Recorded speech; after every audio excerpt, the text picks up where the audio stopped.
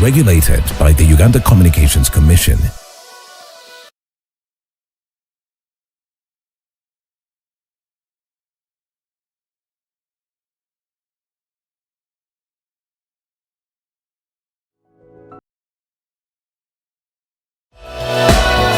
This is Church of Uganda Family TV. Enriching lives. Regulated by the Uganda Communications Commission. Arise, family.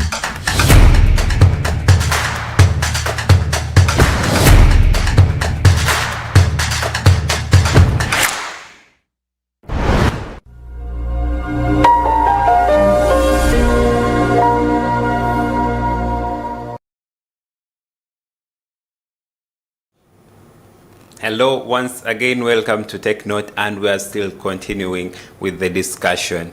And today we are mainly discussing how realistic it will be for Uganda to attain Vision 2030 of achieving a HIV-free Uganda. And today, to join me for the discussion is Dr. Chiza Pius from Reproductive Health Uganda, who will be shedding more light on why these cases have been most common among young people in Uganda, and if we can achieve the vision of ending HIV/AIDS in Uganda by 2030. Good morning, Doctor. Welcome to the show. Thank you so much. Thank you so much for having me here. My name is Dr. Chiza Pius, and I want to take this opportunity to greet all the Ugandans out there. Good morning to our viewers. Good morning, everyone. And I'm happy to be here to have a discussion about HIV and the Vision 2030. Thank you so much. All right, and straight away, let's get into it.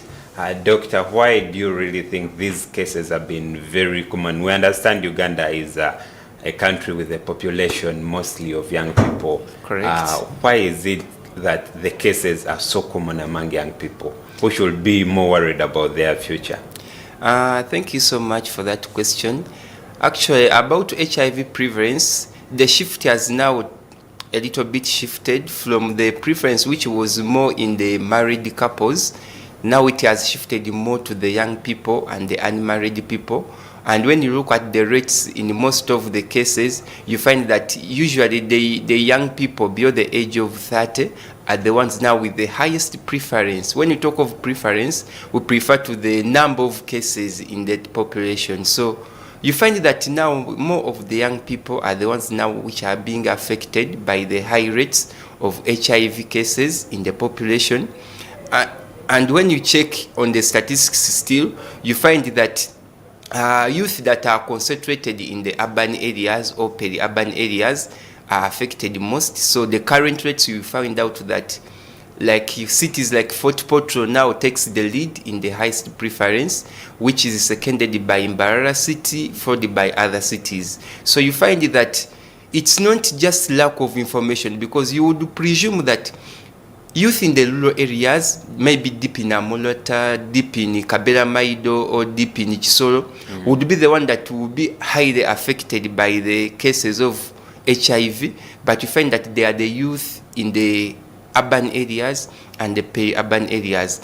This indicates that our problem majorly is not lack of information, because you expect that youth in the urban areas, they have access to information. Most of them have access to TVs, they have access to phones, and then the newspapers where they can read and get different information. But you find that our major problem is that there has been negligence among the young people about the issues of HIV. From the discovery of the drugs that reduce on the impact of HIV, those are the ARV drugs, you find that most of the cases we have now, you can't find a case whereby someone is deeply emaciated or having those cardinal signs of HIV. For example, being emaciated, those skin issues. So most of the people look healthy, but most of the cases they are affected by HIV. And this has been our major problem, that most youth think that when someone is healthy, they don't have the cardinal signs for HIV, they don't take read. So for example, for us who are in the health care provision, you find that most of the young people are majorly worried by unwanted pregnancy, unlike HIV. And if you look at the statistics in most of the health centers, you find that more people come to seek for emergency contraceptive services to avoid unwanted pregnancy, unlike for services like counseling services and then the post-exposure prophylaxis for HIV. So this has been our major problem, that most of the youth are focusing on avoiding unwanted pregnancies, and you find that it's true. In most of these urban centers and the peri-urban centers, the rate of teenage pregnancies and then school dropouts due to pregnancies are really dropping so down. So about the issue of avoiding unwanted pregnancies, the peri-urban areas have really done well. But when it comes to avoiding HIV incidences, youth have been so much exposed, and this is the case that we need to look at and focus on if we are to achieve the 2030 goal of ensuring an HIV-free Uganda. Well, thank you so much for that insight, Dr. Pius. Now, yeah, it's true that most young people test using eyes. Like they can see someone who is beautiful and there are no signs of HIV, and then they're like, this one must be safe. So what are really the contributing factors to these new surge in cases? Are we not mentoring these young people enough? Are we not having enough awareness campaigns? Are we not engaging with them enough? Or what should be done for them to come on board? Thank you so much. There's a lot that can be done about the young people and the youth to avoid that, to ensure that the fight against HIV is really incorporated in their schemes, but it has been also due to negligence of parents. Parents have really neglected their core role of ensuring that these young people grow up knowing the dangers and then the possible ways of avoiding HIV. And then also we've been disadvantaged by the advance of technology, and then this development of the peri-urban and urban areas, it has created a lot of peer pressure and demands among the young people. Most of these young people become exposed because of the excessive demands they put on themselves that are even not necessary. I want to have the latest iPhone. I want to go outing with my friends. I want also to be driven maybe to hostel or campus. You find that because of those pressures, the youth want to keep up with the trend. And the trend is really setting the bar so high so that the needs and then the materialistic wants of these young people are becoming increasingly so much. And to keep up with meeting these demands, most of these young people are engaging in what you call cross-generational sexual activities. You find that a young person of maybe 18, 20, 21 is engaged to someone who is 40, 45 or above. Why? Because those are the people that have really been established financially. They can afford whatever demands this young person might be asking, and they can provide them. You find that most of these young people now are being ruined into sexual activities with the old people, or the men, or the women. Why? Because they can afford their materialistic needs, and this is the core problem. And that's why we encourage the parents out there, like when you are training your young people to grow up, your daughters, your sons, show them that there is a need and a want. A need is something that you can't do without. You need shelter, you need clothing, you need food. But there are materialistic wants that are not really necessary, like having the latest iPhone. Any phone can do. Like being able to go out with your friends, maybe to trips in Ginger. You want to go to the latest bars like Menzo, which are really costly. And to keep up with the such trends, someone should be able to sponsor that. And parents, in most cases, they don't sponsor that, because for them, they ensure that you have the needs, things that you need. But the wants, they might not be able to provide. So they end up getting a lot of sexual networks, sexual partners that will be able to fund their materialistic needs. And our encouragement to young people, please, and please, HIV is very real. And to avoid it, you have to be conscious, not only about unwanted pregnancy, but also about HIV. Cross-generational sex now is the main reason as to why the HIV preference among the young people is increasing. And the only way to avoid that is to help our young people notice that having needs and wants, they are two different things. It's only those people who keep on chasing wants. Once these things are the things that you not need much and you can do without. For example, having a Techno phone and having an iPhone is all the same, because the main goal is to communicate and be able to do with your maybe your research work, access internet here and there. But you find that an iPhone might be so costly, and then financing it might need you to go for extreme measures like having unwanted sexual intercourse with someone who can be able to finance it. So it's really important that you prioritize on your needs and not on your wants, and not be able to keep chasing the trends, because the trends will never cease end. Every new day something trending will come on board. A new cloth will always come on board. A new shoe line will come on board.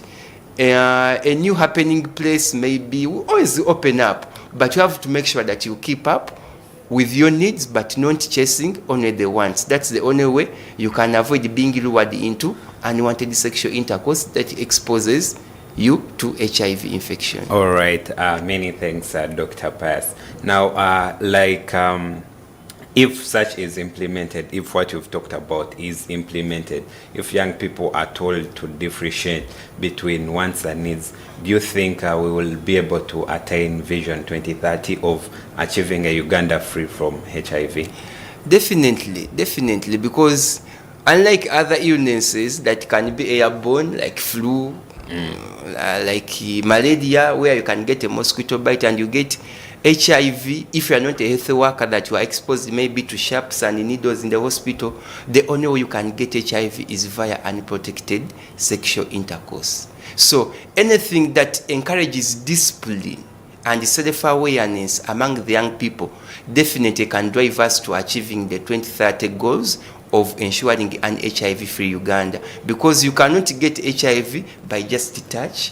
You cannot get HIV by looking at someone or by breathing the same air that they are breathing. So it's all about unprotected sexual intercourse. And anything that can help us break that chain, that sexual network, and encouraging young people to avoid at any cost the unwanted sexual intercourse, it will greatly limit on the sexual networks. And once you limit the sexual networks, you greatly limit on the spread and the prevalence of HIV. So it is important that you realize that the fight against HIV has more to do with the sensitization, encouraging the young people about the dangers of HIV, and also realizing that discipline and self-awareness among the young people, if realized very well, it can help us to reduce on the sexual networks. I can remind you that most of the young people think that if maybe you have like 2 partners,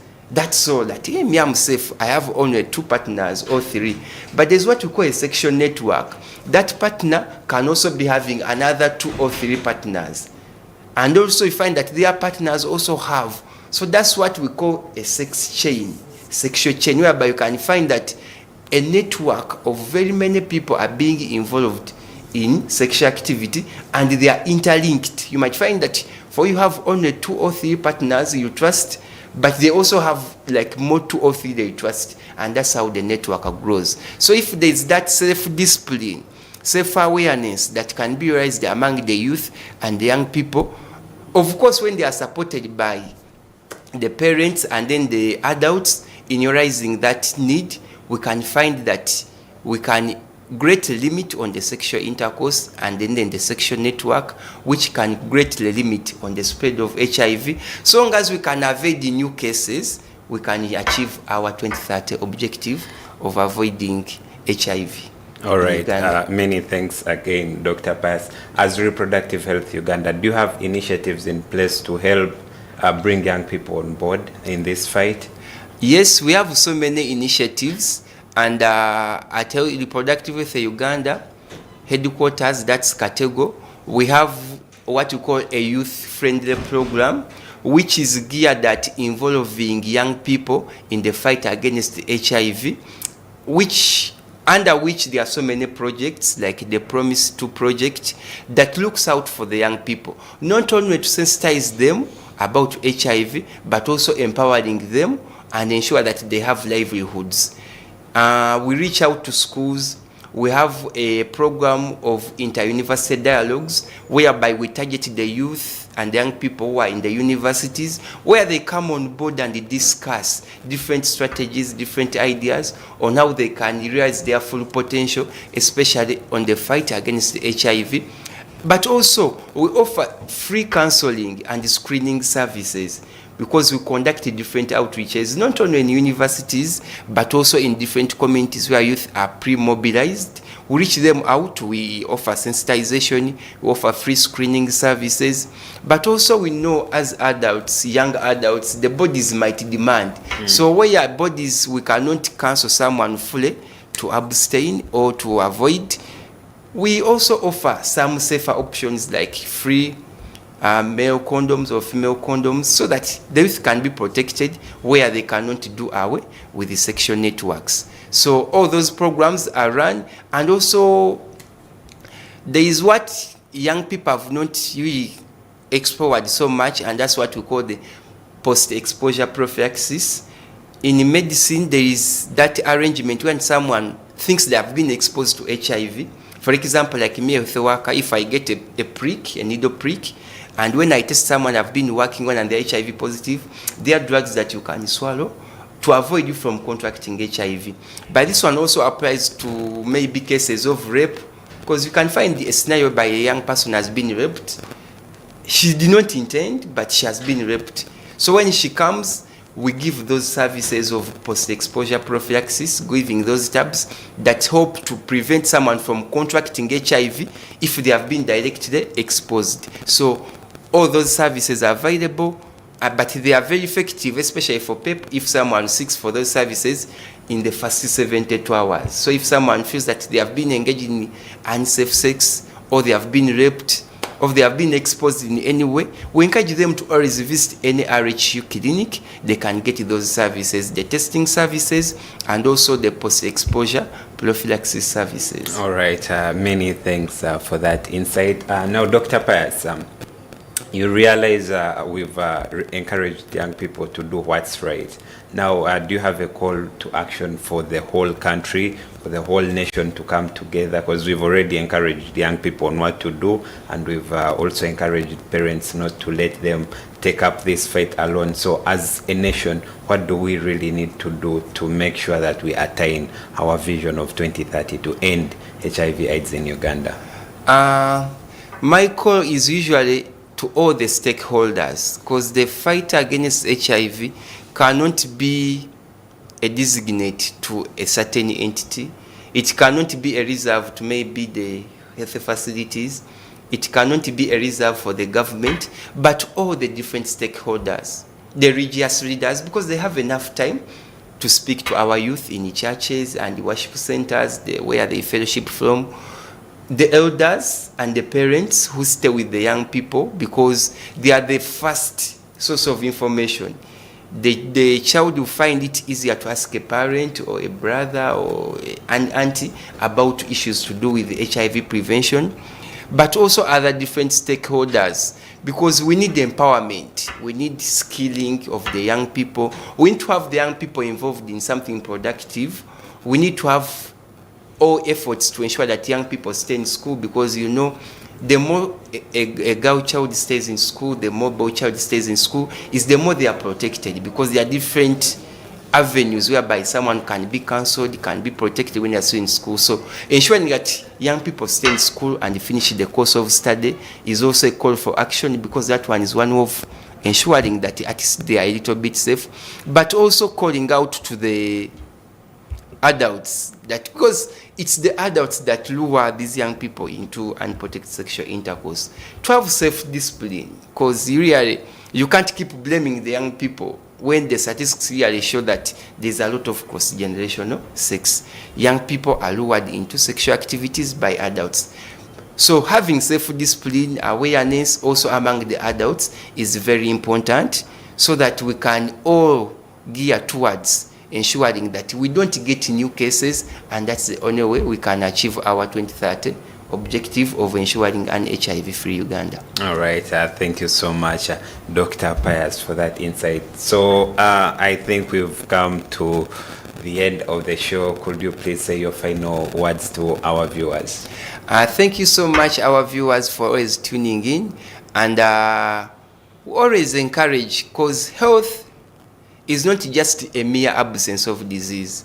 Don't look at someone because you look at Dr. Pius is looking healthy, is not having skin rash, and presuming that someone is completely disease-free.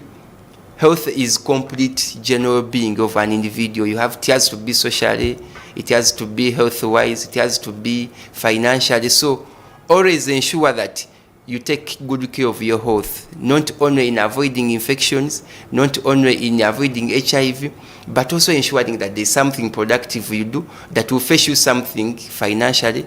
Make sure that you have a skill, like as a young people, that you can do, that can give you something to do with financial support, because most of the cases, health is at stake when someone is idle, someone is financially strained, because they usually make radical decisions just because of the situation they are in. So always take good care of your health. Seek for counseling services where necessary. Make sure that there is a skill that you have learned or you are learning that can help you earn. For those young people who are still in school, please keep in school.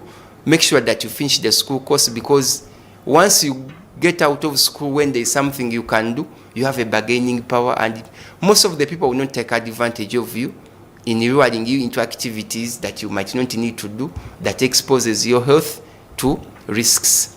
But also, most importantly, believe in God, trust in God, and always be a prayerful person, because yes, we go for health facilities for checkups, we go to counselors to be counseled, but someone who has God has values. So long as you don't have God in your life, you don't have values, and you just keep following whatever is coming around. Keep close to God, be a prayerful person, talk to your God, and also be guided by religious leaders and spiritual persons that lead you. That's how you are going to be a good person. That's how you are going to keep out of trouble most times. I thank you so much, and stay safe. All right, thank you so much, Dr. Pius. That's really beautiful message right there. God first. So ladies and gentlemen, you've heard it from Dr. Pius. Young people, you should stay warned, and to you all stakeholders, the parents and other people in the nation, we shouldn't let this fight to mainly be for a certain institution or a certain group, but we can all combine effort and make sure that we eradicate HIV from Uganda by 2030. So that's all we had for you in Take Note this morning. Issues at Hand is coming up next with Luke Majumba. Do stay watching Family TV.